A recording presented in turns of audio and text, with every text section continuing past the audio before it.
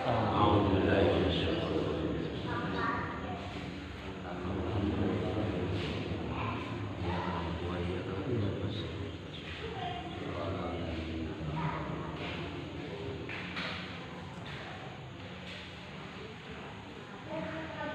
Assalamualaikum warahmatullahi wabarakatuh. Waalaikumsalam warahmatullahi wabarakatuh. Alhamdulillahirabbil alamin. Asyhadu an la ilaha illallah wahdahu la syarika lah wa asyhadu anna Muhammadan abduhu wa rasuluh. Wa la haula wa la quwwata illa billahil aliyyil azim. Allahumma shalli ala sayyidina Muhammad wa ala ali sayyidina Muhammad wa ala alihi wa sahbihi ajma'in. Alhamdulillah, para sahabat sekalian, sahabat Wamima, malam ini kita tetap bisa melaksanakan silaturahmi yang mana ini merupakan rutinitas kita semua sebagai jamiah atau sebagai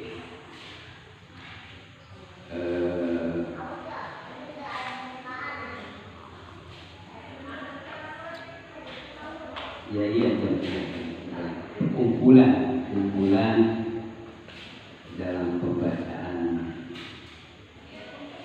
doa wamimah, yang mana doa ini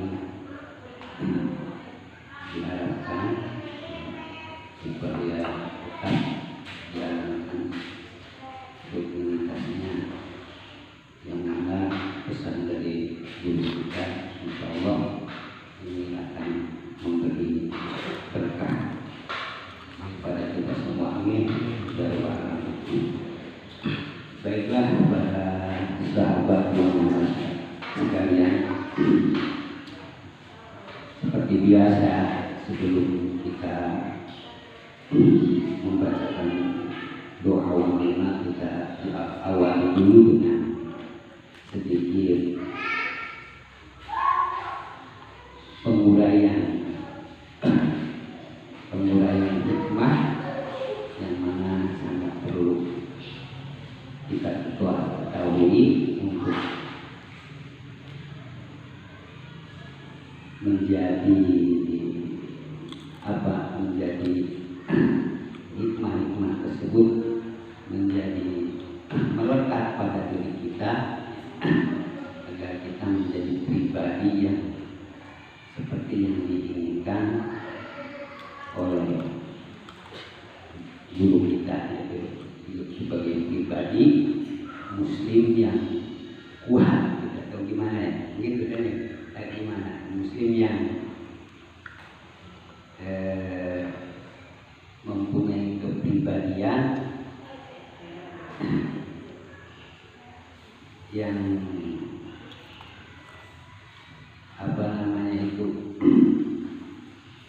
meneladani pribadi Rasulullah Shallallahu Alaihi Wasallam. Baiklah, di sini saya akan membacakan sebuah hadis, di mana hadis ini nanti akan diuraikan oleh guru kita Kanjeng Syarif. Yang mana di sini saya sebagai pengantar saja. Intinya nanti kita akan ketahui dari uraian hikmah yang ada di dalam hadis ini dari guru kita. Nah, untuk sekedar diketahui, hadis yang saya akan bacakan ini terdapat dalam kitab Syamsul Ma'arif, yaitu di halaman 157.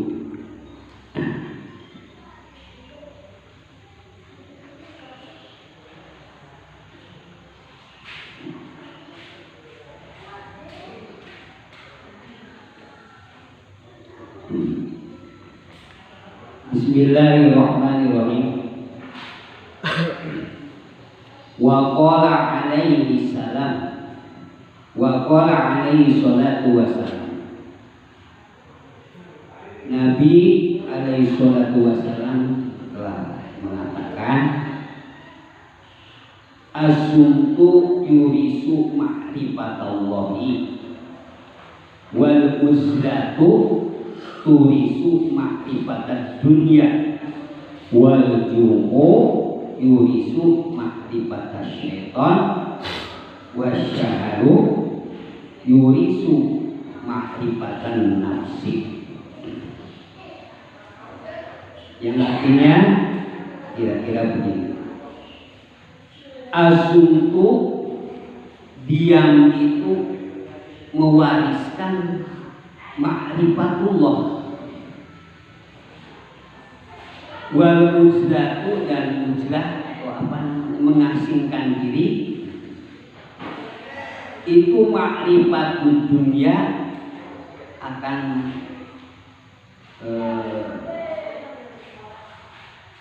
menuju kepada mengetahui keduniawian. Wal ju'u dan lapar itu akan mewariskan ma'rifat syaitan. Wasyaharu dan wasyaharu dan melek, ya. Melek apa? Kalau bahasa Indonesia ya terjaga tengah malam, dia tidak tidur, itu yurisu ma'rifatan nafsi, akan mewariskan ma'rifat diri, ma'rifat terhadap diri sendiri. Nah, itulah ya yang dikatakan oleh Rasulullah. Jadi perilaku yang seperti tadi dikatakan, as-sumtu, terus al-uzlah, wal-ju'u, wasyaharu, itu semuanya menurut Rasulullah akan memberi efek, akan memberi pengaruh terhadap diri kita. Nah, yang mana yang harus kita jadikan sebagai perilaku kita, yang baik, gitu ya. Nah, nanti di sini oleh guru kita Kanjeng Syarif akan diuraikan, ya. Mudah-mudahan nanti penguraiannya akan kita semua dapat memahaminya. Saya persilahkan.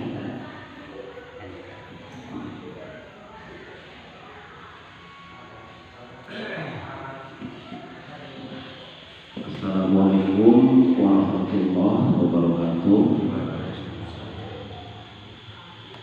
Tadi kalimat pertama, diam akan mewariskan ma'rifatullah, kemakrifatan kepada Allah. Diam itu nanti akan mewariskan kemakrifatan kepada Allah. Kita sulit untuk makrifat. Makrifat itu artinya dikenal, ya. Dikenal oleh Tuhan, itu namanya makrifat. Orang Indonesia ke Presiden Jokowi tahu semua, akan tetapi Presiden Jokowi belum tentu kenal kepada kita sebagai masyarakat Indonesia. Ketika kita dikenal oleh Jokowi dan Jokowi juga mengatakan, ya saya kenal dengan beliau, itu bisa dikatakan waktu sekolah atau waktu kuliah, gitu kan. Makrifat itu dikenal oleh presiden, itu namanya kemakrifatan. Ya, orang makrifat di satu negara saja bisa dikenal oleh presiden. Itu dia, ya, partai berpartisipasi membangun bangsa ini, gitu kan, pasti partisipasinya besar, membangun sosial, membangun masyarakat, gitu kan. Iya, itu namanya makrifat itu seperti itu. Kitanya kerja untuk negara ini dan pekerjaan kita dikenali oleh presiden kita, gitu. Ya, kalau Allah ke makhluknya, ya semua pasti Allah tahu karena semua makhluk itu diciptakan oleh Allah. Akan tetapi kenal dan dekat itu hitungannya hati dan perilaku kita, karena kata Allah, aku Allah itu tidak melihat manusia siapapun, saya tidak melihat aksesorisnya, akan tetapi yang saya lihat adalah kebaikan hatinya, gitu kan.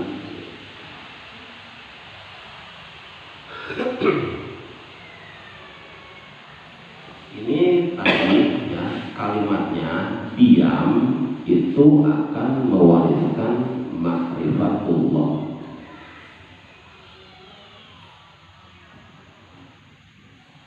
Kita jarang menyadari ya bahwasanya ngomong bicara yang sia-sia, ngomong yang tidak ada manfaatnya ya.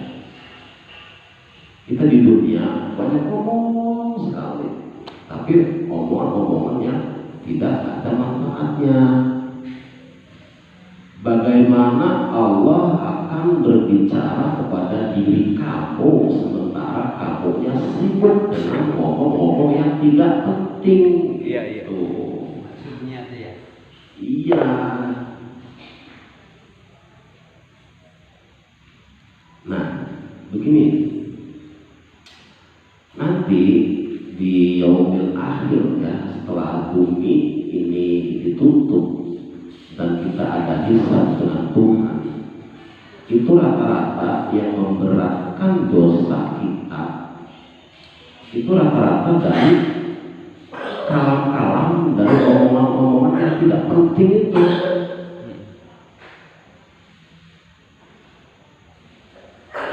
Kita kadang-kadang jarang paham. Ngomong itu kalau memang penting, bermanfaat, silahkan ngomong. Kalau enggak bermanfaat, lebih baik kita diam, banyak berzikir, banyak mengingat Allah.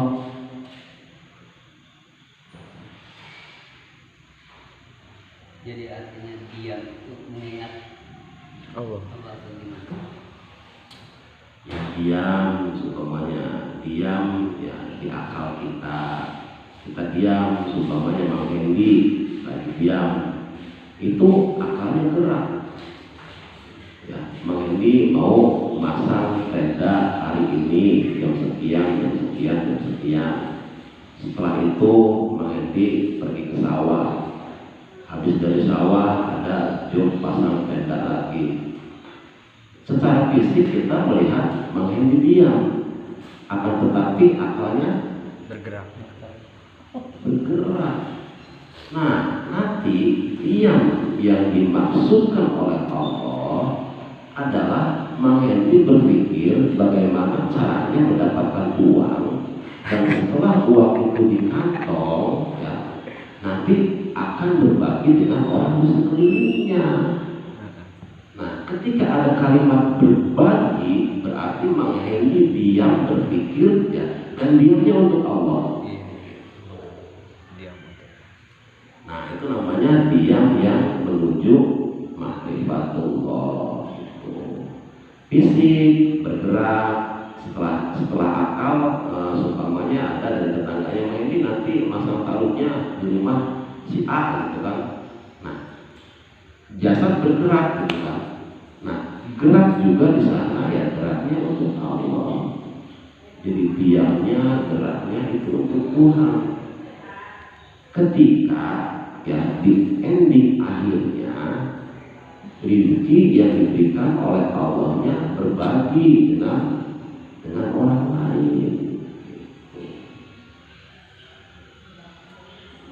Nah, sekarang kita begini, sebenarnya Allah itu itu selalu menegur kepada kita sebenarnya, karena kita yang banyak bicara, maka kita tidak mampu mendeteksi teguran-teguran Tuhan itu. Karena dari banyak ngomong yang sia-sia itu, ya nanti gelombang ketauhidan itu nggak masuk. Coba sekarang, ya apa ciri-cirinya kita ditegur oleh Allah? Kalau Allah menegur hambanya siapapun, maka hambanya akan menangis. Kenapa? Karena di situ ketika Allah menegur siapapun, itu adalah bentuk kasih sayang Allah. Selama ini kamu kemana aja? Iya, hari-hari kamu, gerak kamu, diam kamu, semuanya untuk makhlukku, untuk diriku, bukan untukku, kata Allah. Gitu. Jadi ketika Allah menegur diri kita, itu nanti kita menangis, kita meminta maaf kepada Allah. Biasanya teguran Allah itu dengan bagaimana? Nah, teguran Allah itu yang biasanya datangnya seperti ini, dalam kondisi seperti ini, gitu kan ya. Ketika kita mau marah, gitu kan. Kalau Allah itu inginnya ketika kamu mau marah itu jangan diturutin. Karena ketika marah itu kamu turuti, maka itu nanti akan menghantarkan hawa panas kepada diri kita. Maksudnya ditegur, udah kamu gak usah marah lagi, kamu terima apa aja sih, apa beratnya gitu. Nah, kan ada orang yang bilang biasanya kalau musibah itu teguran dari Allah, gimana? Ya bisa begini, ya musibah itu adalah teguran dari Allah, ya. Bisa saja sebenarnya sebelum kejadian, sebelum ada musibah itu, ya, sebenarnya kamu ada salah dialog di dalam hati kamu. Kamu sombong di situ, kamu jahat di situ. Nah, itu baru ditegur oleh Allah dengan bentuk yang seperti itu. Tapi itu juga teguran itu sebenarnya bentuk kasih sayang Tuhan, mengingatkan kepada kita supaya kita tetap menjaga dialog-dialog di hati kita. Kita tetap membela Allah, jangan ada membela diri kita, dan jangan pernah merasa lebih baik dari siapapun. Gitu. Jadi itu teguran yang dari hati gitu, ya. Karena Allah, ya, Allah itu tahu gerak hati kamu seperti apa. Allah tahu. Jadi sebenarnya Allah sudah menegur ya. Nah, itu bisa dikatakan ya itu teguran yang seperti itu tuh. Ini kamu jangan diulangi lagi. Ya padahal kesalahan itu bukan hanya sekali dua kali dilakukan, tapi pasca itu yang ditegur gitu. Jadi jangan ada di dalam hati kita ini ya untuk menyalahkan siapapun. Gitu. Nah, terus di situ juga ya yang namanya diam itu, coba bayangkan ya, ketika lisan kita diam, ketika kita banyak diam, itu energi kita terkumpul, tenaga kita akan besar. Tapi dengan banyak ngomong, itu bisa kita lemah. Apalagi ngomong-ngomongnya yang tidak penting. Itu sama juga mewariskan virus pada diri kita. Diam itu sebenarnya kalimat diam itu ya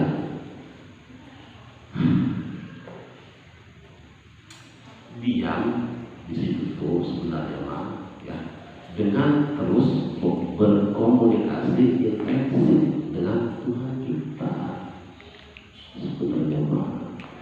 Nah, ketika kita dalam diam kita selalu berdialog dengan diri kita, ya, itu nanti akan masuk ke wilayah ma'rifatullah. Ya secara umum kita paham ya, ketika Allah mau menegur hambanya siapapun, ya, kita kan taunya malaikat dulu, gitu kan, yang bekerja, ya, mengingatkan orang tadi, karena malaikat itu bekerja kepada Allah di gelombang-gelombang yang positif. Sementara setan itu juga sama job description-nya, cuma beda. Kalau setan, ya, itu pembagian tugasnya membawa anak-anak cucu Adam ini, ya, ke neraka. Artinya neraka itu bisa dikatakan nafsu saja gitu. Jadi setan ini membawa anak cucu Adam ini supaya masuk ke wilayah palung nafsu yang berdalam gitu. Sebenarnya nafsu diciptakan oleh Allah, ya, kalau dilambangkan sebagai api. Nafsu itu menggiring kita supaya kitanya masuk ke wilayah kolam yang sangat jernih. Sebenarnya diciptakan api nafsu itu supaya menggiring kita ke kolam yang sangat jernih. Silahkan kamu mandi di situ airnya adem, ya, seumpamanya ya daki-daki itu kan bisa terbuang semua di sana, suasananya rindang, nyaman. Sebenarnya begitu diciptakannya mereka itu, setan-setan itu untuk menghantarkan kita sebenarnya ke kejernihan hati.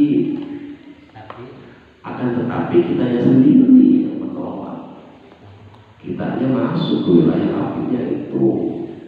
Makanya dendam, kecewa, marah, ya, dikonsumsi oleh kita itu ya karena kitanya masuk.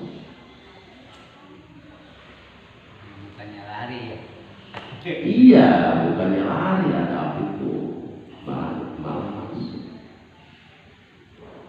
Ya harta juga, ketika kita meyakini harta datang dari, ya, jerih payah kita sendiri, itu sama seperti api juga. Karena apa? Bawaannya panas terus. Ngomong ketahuan kasih musa letik, punya kesalahan batu bara. Itu jadi diam di situ tuh, ya, diam, ya, berpikir ending akhir dari pikiran itu untuk Tuhan gitu. Dan diam juga di situ banyak mengingat Allah.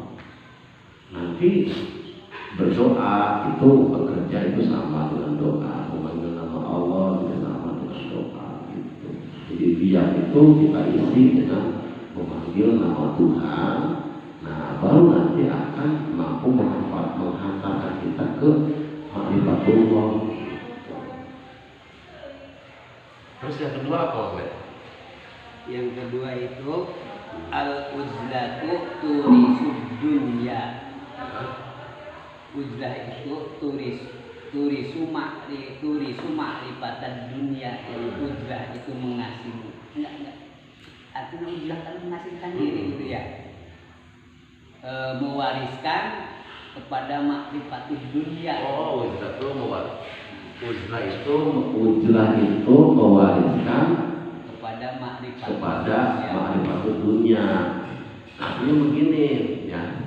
Orang yang mendorong kita uzlah itu apa? Coba Mahdi, yang mendorong kita uzlah itu sebenarnya karena dia itu sudah bosan dengan seumpamanya berhubung meski gitu di keramaian, ya, dengan selalu bertemu dengan orang banyak, itu dia merasa bosan, nggak nyaman.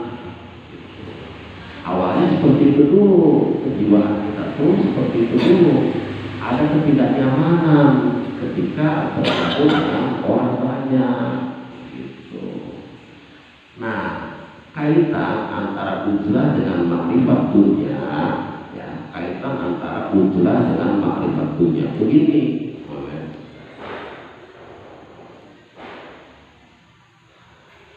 Ketika kita di tempat-tempat yang sepi, ya, diam sendirian gitu kan, nanti di situ akan ada timbul pemikiran bagaimana caranya supaya masyarakat kita ini cerdas. Ya, masyarakat kita ini di sosialnya gitu kan bagus, pembangunan sosialnya. Nah, ketika kita di uzlah, ya, itu biasanya pemikiran kita itu masuk ke wilayah-wilayah sosial. Bagaimana caranya supaya masyarakat kita itu makmur?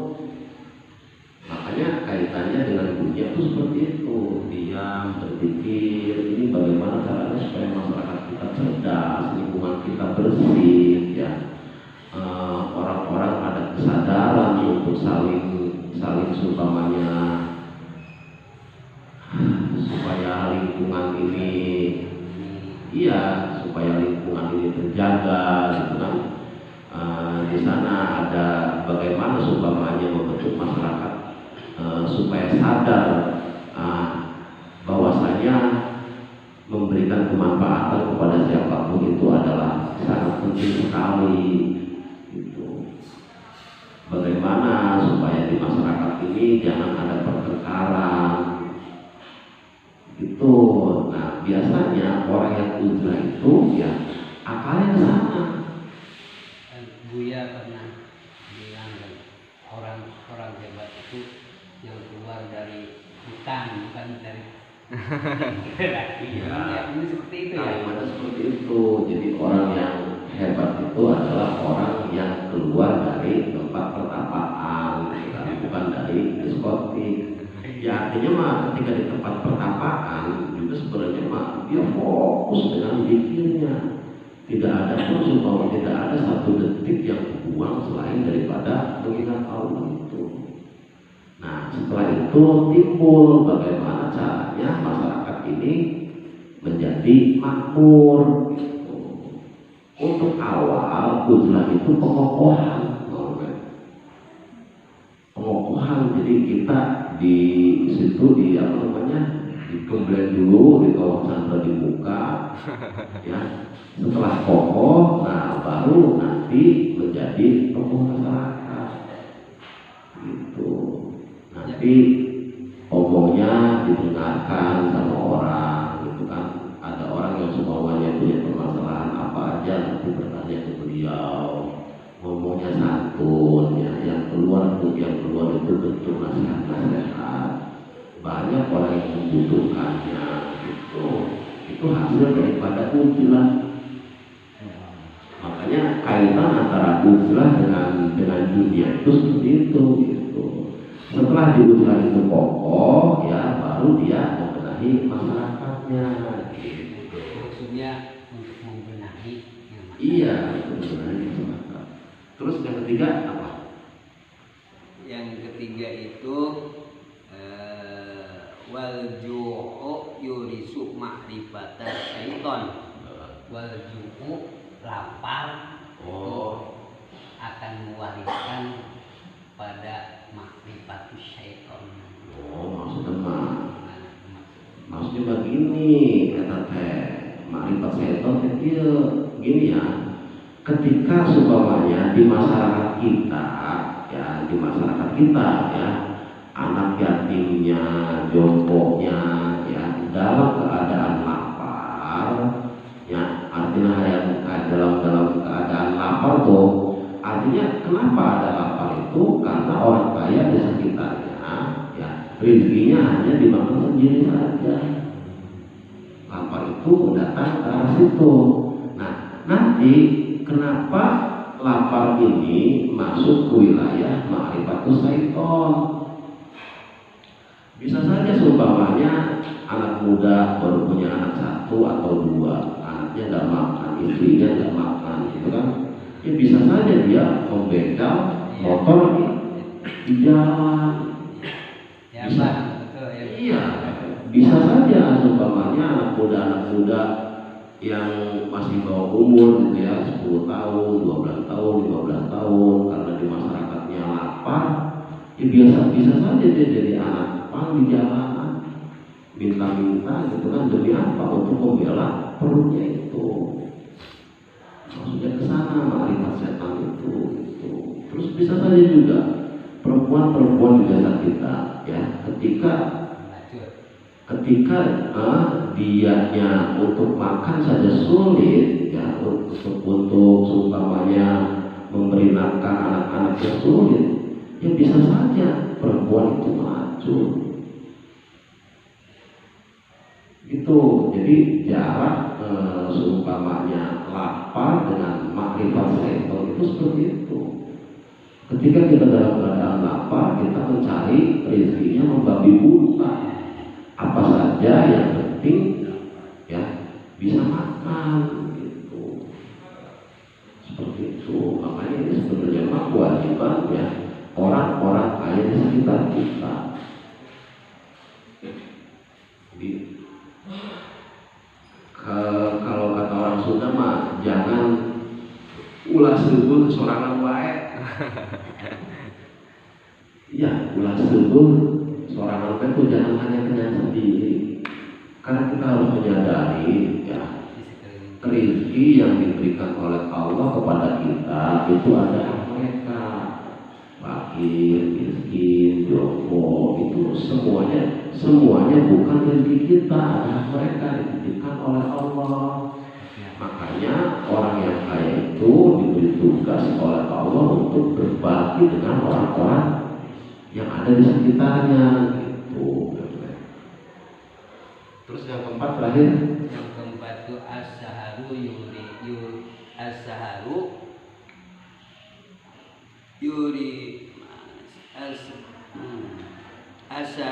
wasaharu yurisu ma'rifatan nafsi. Terjaga tengah malam bisa mewariskan kepada makrifat atau mengetahui diri, mungkin maksudnya gimana? oh nafas gitu. Oh iya, Bukan nafsu ini, ya, diri. artinya gini ya, kalau kita sering terjaga di tengah malam ya, terus kita mau sholat tahajud, mau sholat sunnah apapun gitu, mengerti ya, di wilayah malam itu kan hening, tenang, nyaman gitu kan. Nah, di situ tuh sebenarnya mah ya waktunya kita berdialog dengan diri kita. Budi, mana yang diri kita itu? Dulu kita dari mana? Sekarang sedang apa? Dan nanti akan kemana? Gitu.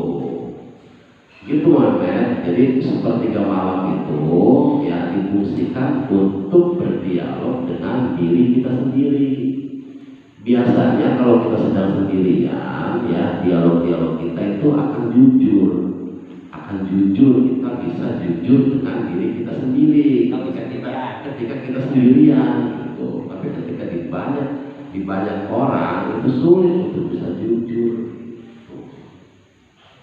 Nah, nanti dengan diri kita itu ya ada dialog di situ gitu.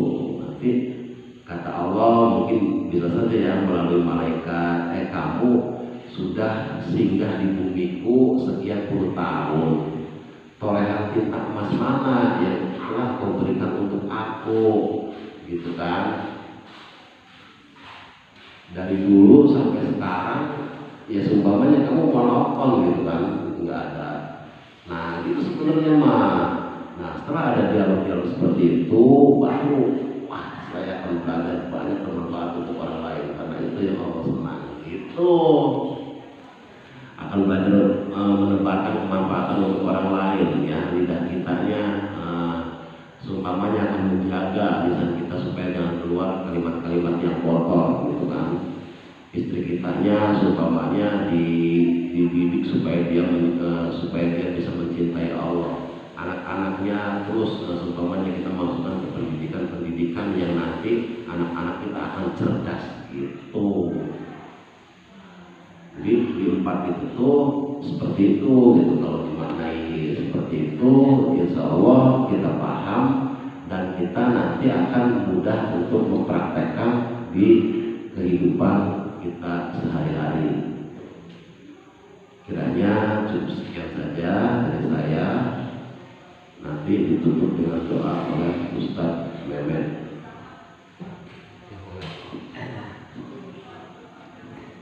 Alhamdulillah, akhirnya kita selesai dapat menyelesaikan acara ini.